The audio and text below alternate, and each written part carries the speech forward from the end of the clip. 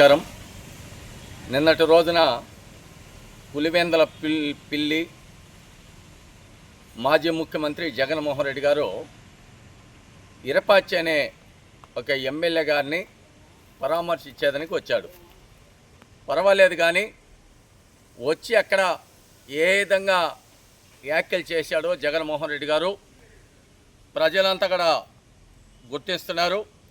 నేను ఒక మాజీ ముఖ్యమంత్రిని, నేను ములాఖాతుకు వచ్చాను, నన్ను అవమానం చేశారు, నేను చాలా బాధపడుతున్నాను, నాకు జరిగిన అన్యాయాన్ని ఎప్పుడూ ఎక్కడ జరగలేదు అని చాలా ఫీల్ అయిపోతున్నాడు.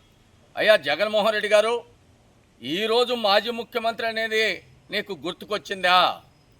ఈరోజు నీకు బాధ కలిగిందా? ఆనాడు ప్రపంచ దేశాలక్కడ పేరు ప్రఖ్యాతున్న నాయకుడు, మా నాయకుడు నారా చంద్రబాబు నాయుడిని అన్యాయంగా అరెస్ట్ చేసి జైల్లో పెట్టినప్పుడు మాజీ ముఖ్యమంత్రిగా కనపడలేదా జగన్మోహన్ రెడ్డి గారు? ఏదైతే చిత్తూరు జిల్లాలో మొట్టమొదటిగా అక్కడ మీ పార్టీ నాయకులు, అక్కడ తెలుగుదేశం కుటుంబ సభ్యులు, తెలుగుదేశం పార్టీ సానుభూతి పరుల్ని అన్యాయంగా దాడి చేసి ఇండ్లు కూల్చేస్తే ఆయన సొంత నిజవర్గానికి మరి అమరావతి నుంచి మరి రేణుగుంట ఎయిర్పోర్ట్కు తిరుపతికి వస్తే అదే ఎయిర్పోర్ట్ నుంచి బయటికి రానియకుండా ఒక జాతీయ అధ్యక్షుడు తెలుగుదేశం పార్టీకి ఒక మాజీ ముఖ్యమంత్రిని ఏ విధంగా ఇబ్బంది కలిగించారో గుర్తుకు రాలేదా జగన్మోహన్ రెడ్డి? ఈరోజు నీకు మాజీ ముఖ్యమంత్రి అని నీకు గుర్తుకొచ్చిందా? నువ్వు ఇరపాచిని ములాఖాతుకు పోయి పరామర్శించడానికి పోయినావు.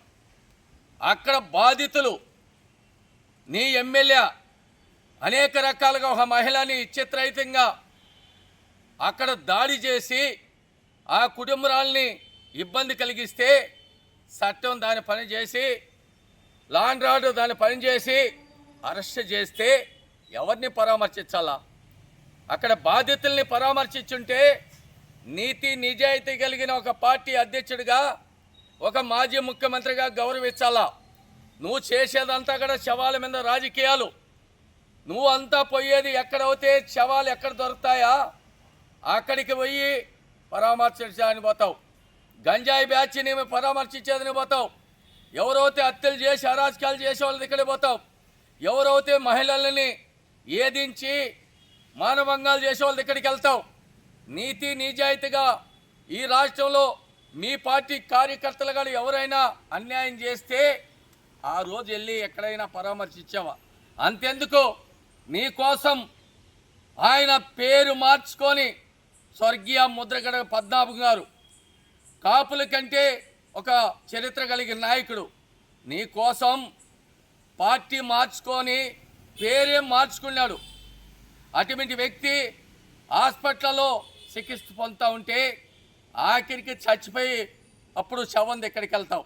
అది నీ యొక్క ఆలోచన, నీ యొక్క ప్రేమ, నీ యొక్క ఉలకబోషణ. అది జగన్మోహన్ రెడ్డి గారు ప్రజలంతా గుర్తించుకుంటున్నారు. ప్రజలంతా కూడా నువ్వు చేసే అరాచకాలను, అవినీతి అంతా కూడా చూస్తున్నారు. ఎవరి దగ్గరికి వెళ్తున్నారు పరామర్శించేకి? ఒక మాజీ ముఖ్యమంత్రి ఆయన నాయకుడిగా ఎక్కడ వెళ్తున్నాడని కూడా అందరూ కూడా గమనిస్తున్నారు. నిన్న ఒక కర్నూలులో ఒక మాజీ శాసనసభ్యుడు మాట్లాడుతున్నాడు. మరి కాట్సాని రామగోపాల్ రెడ్డి, అయ్యా ఈరోజు మీరు ఎప్పుడు జరగలేదంట ఈ విధంగా అరాజకాల అవినీతిని.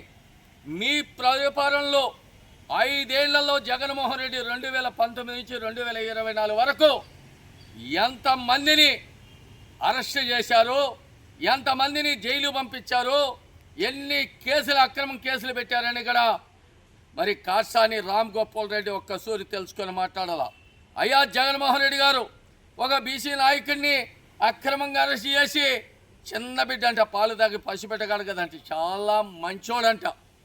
ఇరపాచి అంటేనే చాలా మంచోడంటే ఇరపాచి పోయి మనుషుల పాచి చేసి మనుషులంతా కూడా ఇబ్బంది కలిగిస్తున్నాడు. అన్యాయం అరెస్ట్ అంటే ఏదంటే జగన్మోహన్ రెడ్డి నీకు గుర్తుకు రాలా? నీకు దెబ్బ తగిలినప్పుడే నీకు నొప్పి తగులుతుంది. అన్యాయంగా ఒక బీసీ నాయకుడు రాజకీయ కుటుంబ చరిత్ర కలిగిన నాయకుడు అన్యాయంగా వేల మంది పోయి అచ్చెన్నాయుడిని అరెస్ట్ చేసినప్పుడు ఆ రోజు బీసీలకు గుర్తు రాలేదా జగన్మోహన్ రెడ్డి గారు? కొల్లు రవీంద్ర గారు ఒక బీసీ నాయకుడు, ఆయన ఒక ఫోన్ కాల్ మాట్లాడితే అన్యాయంగా అరెస్ట్ చేసి 53 రోజులు జైల్లో పెట్టినప్పుడు బీసీ నాయకుడైన గుర్తుకు రాలేదా జగన్మోహన్ రెడ్డి గారు? అదేవిధంగా అయ్యన్న పాత్రుడు ఇప్పుడు ఒక స్పీకర్గా పనిచేస్తున్న వ్యక్తి, ఆనాడు 1983 నుంచి రాజకీయాలు చేసిన వ్యక్తి, ఎంతో రాజకీయం అనుభవం ఉన్న వ్యక్తి అయ్యన్న పాత్రుని ఏ విధంగా కేసులు పెట్టారో జగన్మోహన్ రెడ్డి, వాళ్ళ కొడుకుల మీద, వాళ్ళ ఇంట్లో ఫ్యామిలీని ఏ విధంగా ఏదించారు.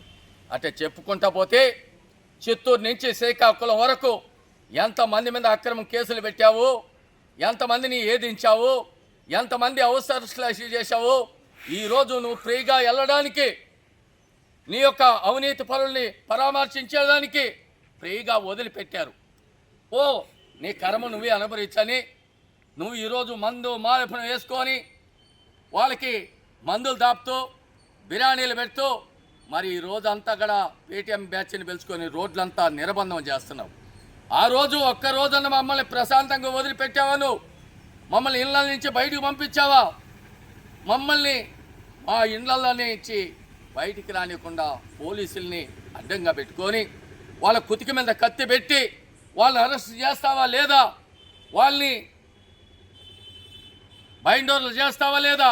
అక్రమం కేసులు పెడతావని ఆ రోజు డీజీపీ కాంచి, డిఏజీ కాంచి, ఇక్కడ ఎస్పీలు కాంచి, డిఎస్పీలు కాంచి, ఎస్ఐలు కాంచి, సిఐలు కాంచి, ఆఖరికి హోంగార్డుల కాంచి కూడా వాళ్ళని నిర్బంధం పెట్టి మా యొక్క కార్యకర్తల్ని ఇళ్ల నుంచి బయటికి రానికుండా చేసింది జగన్మోహన్ రెడ్డి. మర్చిపోయినావు జగన్మోహన్ రెడ్డి?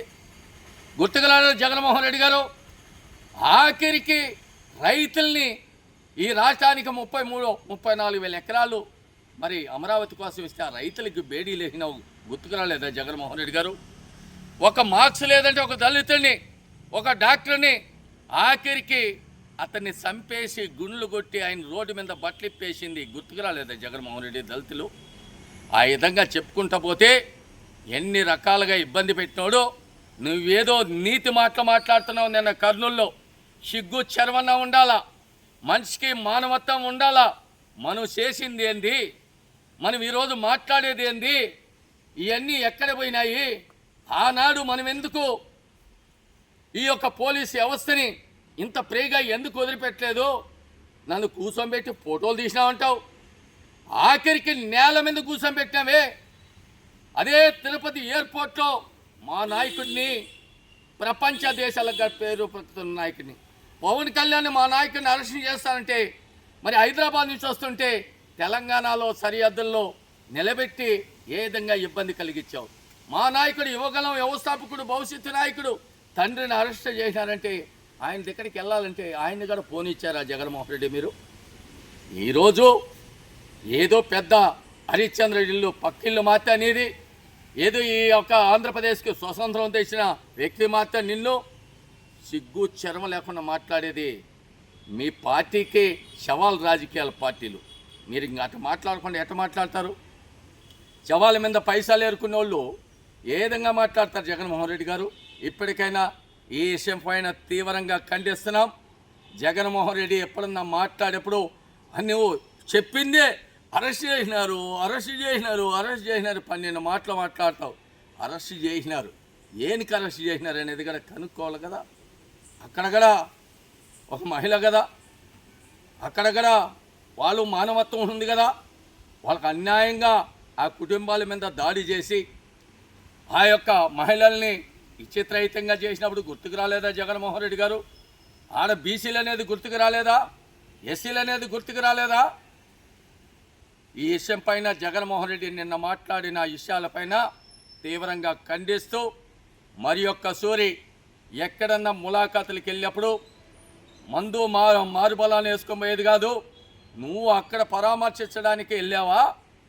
నువ్వేదో పేటీఎం బ్యాచ్ చేసుకొని ఊరేగిలికి వెళ్ళావని కూడా జగన్మోహన్ రెడ్డిని ఈ విషయం పైన తీవ్రంగా ఖండిస్తున్నాం.